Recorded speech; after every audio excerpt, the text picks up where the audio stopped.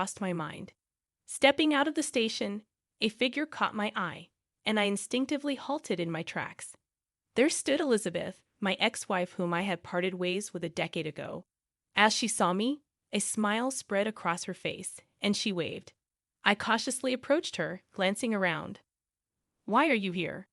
I asked as she handed me an envelope. My name was printed neatly on the white envelope. I turned it over, murmuring, "Is this?" "Yes, it's an invitation to our daughter Jessica's wedding," Elizabeth confirmed. Jessica, our daughter, who should be 23 now, in her third year of work after graduating from vocational school, had found someone special. "Hasn't she?" Elizabeth said with a smile, though she seemed a bit unwell. "Are you okay?" "I'm managing," she replied with a troubled smile, looking away, her tell when she lied. "I really want you to be there, but your parents won't approve, will they?" "I'll handle it," I assured her. "This is a request from Jessica and me. Come to the wedding, Jonathan." How could I refuse a request from them? "Okay, I'll be there." "Really? That's great," Elizabeth said, her smile unchanged. Her smile still made my heart race. Our divorce hadn't been out of hatred. I still had feelings for Elizabeth. "Noted," I said.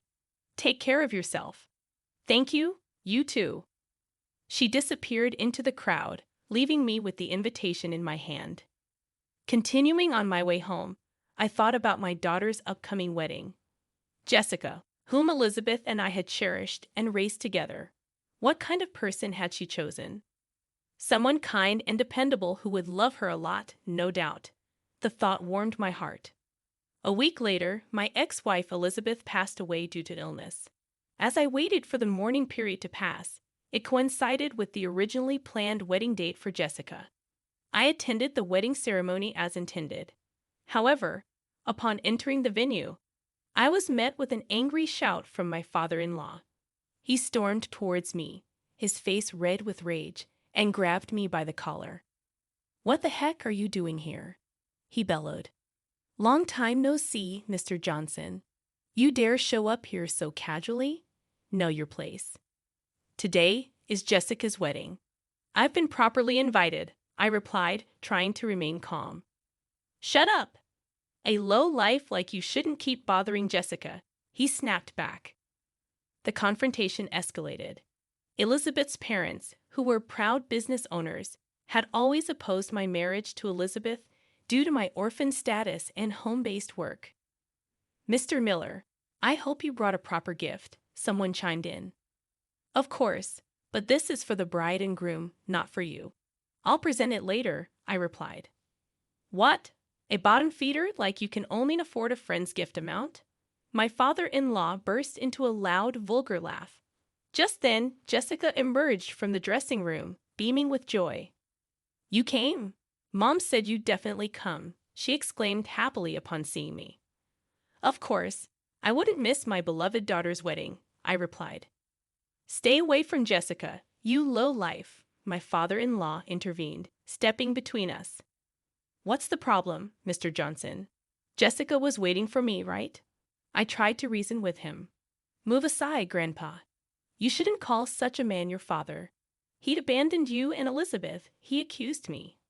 I raised my voice in surprise. "You just said abandoned." "Yeah, that's right. You're just a shut in who does nothing but play on the computer all day. You left Elizabeth and Jessica to fend for themselves and never did anything fatherly," he continued harshly. "Who told you that?" I saw it with my own eyes. "A man should be the pillar of the family, work outside all day.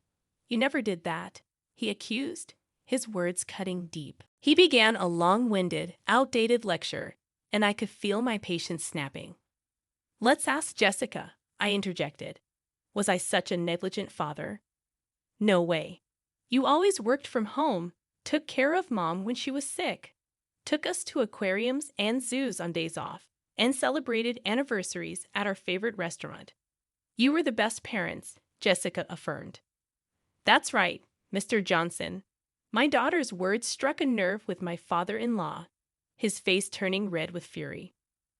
"Jessica, who do you think raised you to this point? Are you trying to embarrass me?" he lashed out. I was raised by Mom and Dad. That didn't change even after they separated, Jessica declared, hugging me tightly. Why did you divorce Mom? Why did I have to live with Grandma and Grandpa? Jessica, stay away from her. Poverty is contagious, my father-in-law sneered. It's terrible of you to speak that way about Dad. Enough, Jessica, he threatened, trying to separate us. Calm down, Grandpa. The groom intervened as he arrived at the scene. Mr. Smith, I apologize for the intrusion. This unemployed man of lower status will be promptly removed by me. Don't worry. No, you're Jessica's father, right? I haven't had the chance to greet you yet, I tried to explain. Ah, no need. A future CEO like you shouldn't bow your head to such a man. My father-in-law positioned himself to block me from the groom's view. Mr. Miller, Jessica's fiancé comes from a distinguished family and is set to be a CEO. Someone unemployed like you isn't fit to speak to him, he insisted. As the groom leaned forward, trying to get a glimpse of me, he exclaimed in surprise, Mr. Miller, you are possibly Mr. Smith. Peter, I can't believe Jessica's father is Mr. Miller, the groom realized. Peter, you know Dad? You know him? He owns the parent company of our business, Peter explained. Huh. At Peter's words, my father-in-law let out a foolish sound. Owner? This man is unemployed.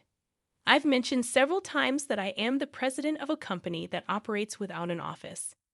My home is my office, and I can work from anywhere. That's impossible. How outdated are your thoughts? Peter responded, dropping a bombshell. Mr. Miller is a prominent figure, even listed on the global billionaire rankings. With these revelations, my in-laws were visibly shaken. Now that I had revealed my true identity, it didn't change much. In fact, I had mentioned my circumstances several times before, but they'd probably never listened. Turning to Jessica, I addressed her earlier question. Jessica, what did your grandparents tell you? I asked. They said I was unemployed and without money, so I abandoned Mom and you. As I recounted my side of the story, I glared at the in-laws. When Mom needed long-term hospitalization, I signed the consent forms they sneaked in divorce papers, hiding the text. I was deceived into signing. I tried to dispute it as fraud at the office, but it was no use. The Johnsons had manipulated everything behind the scenes. Mom and I were forcibly separated and never allowed to see each other. As the truth unfolded, Jessica broke down in tears. Mr. Smith, observing the pale-faced Johnsons, glared at them.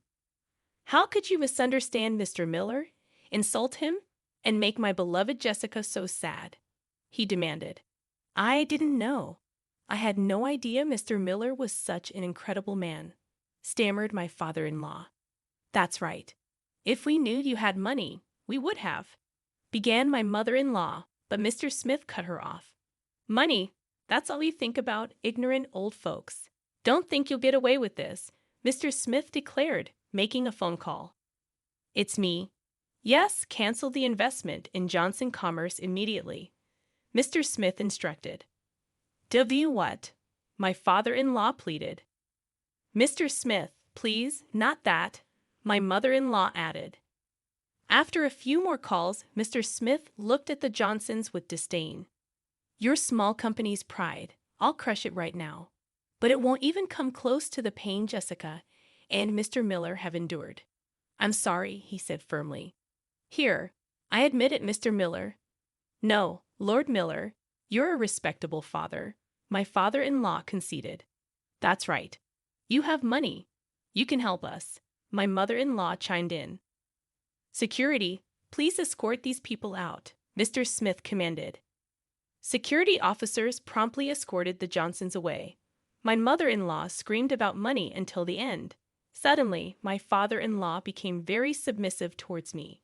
Our family had been torn apart by them. Jessica, I'm sorry. I must have caused you a lot of pain. I apologize to my daughter.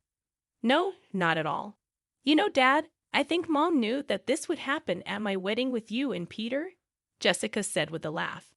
Just like Elizabeth used to say, Our hero will protect you, I added. Ha, I see. I couldn't help but look up to the heavens, almost seeing her image walking down the aisle. Something I had always dreamed of, I mused. Elizabeth, you must have wanted to see this, right, Dad? Jessica asked. Yes, Peter is just like you, you know. Oh, he's handsome, works hard. My hero, Jessica continued, somewhat tickled. Then you'll surely be a great couple. Congratulations, Jessica, I said with pride. Thank you, Jessica replied, taking her final step towards Peter. I felt like I could see Elizabeth gently pushing her forward.